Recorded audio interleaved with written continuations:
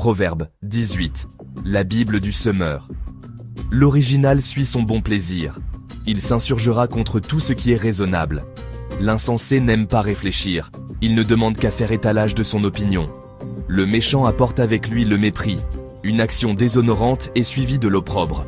Les paroles humaines sont comme des eaux profondes. La source de la sagesse est un torrent qui déborde.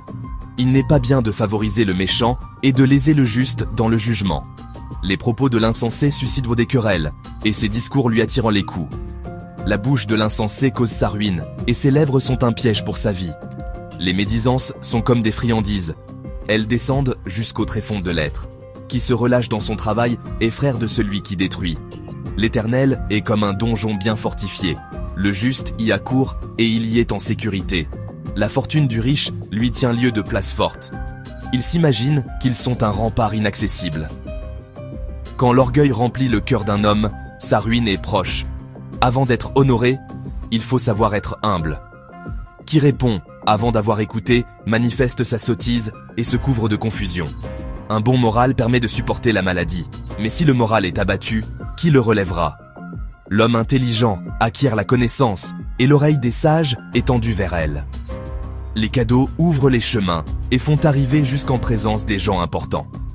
Qui plaide sa cause en premier paraît toujours avoir raison.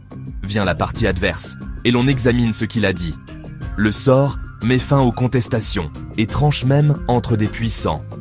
Un frère que l'on a offensé est plus inaccessible qu'une ville fortifiée, et des dissensions sont comme les verrous d'un palais. Chacun goûtera à satiété les fruits de ses paroles, et se rassasiera de ce que ses lèvres ont produit. La mort et la vie sont au pouvoir de la langue.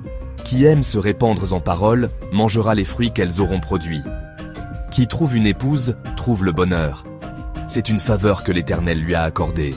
Le pauvre parle en suppliant, mais le riche répond durement. Qui a beaucoup de compagnons les a pour son malheur, mais un véritable ami est plus attaché qu'un frère.